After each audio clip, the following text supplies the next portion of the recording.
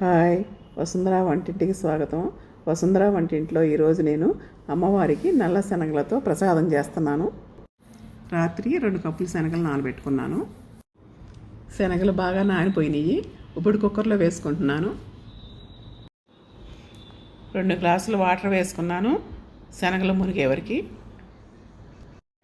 1 spoon rock salt వేసాను. ఇప్పుడు cooker మూత పెట్టుకోవాలి. స్టవ్ మీద పెట్టుకుని 3 విజిల్స్ రానివ్వాలి. స్టవ్ ఆఫ్ చేసేసాను. కుక్కర్ మూత తీస్తున్నాను. ఇప్పుడు శనగలు వడపట్టులోకి వేసుకుంటున్నాను. శనగలు మెత్తగా ఉడికిపోయినాయి. రాత్రిపూట నానబెట్టుకుంటే అట్లా మెత్తగా అయిపోతాయి చక్కగా. స్టవ్ మీద ఇనుప బాండీ పెట్టుకుని కొంచెం ఆయిల్ వేసుకున్నాను. ఆయిల్ వేడయింది. 1 స్పూన్ ఆవాలు వేశాను.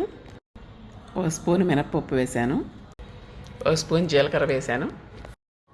4 ఎండుమిరపకాయలు ముక్కలు చేసి వేసుకున్నాను. దీంట్లో ఎండుమిరపకాయలు చాలా టేస్ట్గా ఉంటాయి. 2 రెమ్మల కరివేపాకు వేశాను. తాలింపు కాలిపోయింది. శనగలు వేసేసాను. తాలింపులో శనగలు 2 నిమిషాలు వేయించాలి. ఎక్కువసేపు వేయించినా గట్టి పడతాయి. శనగలు రెడీ అయిపోయినాయి. ఇంక బౌల్లోకి తీసుకుందాము. ప్రసాదం శనగలు రెడీ అయిపోయినాయి. ఈ శనగలు ప్రతి మంగళవారం అమ్మవారికి ఎంతో ఇష్టంగా పెడతారు. ఇది ప్రోటీన్ ఫుడ్ కూడాను. ఈ రెసిపీ మీకు నచ్చినట్టయితే లైక్ చేయండి, షేర్ చేయండి, ఈ ఛానల్ని సబ్స్క్రైబ్ చేయండి. మీరు కూడా చేసుకుని కామెంట్స్లో తెలియపరచండి.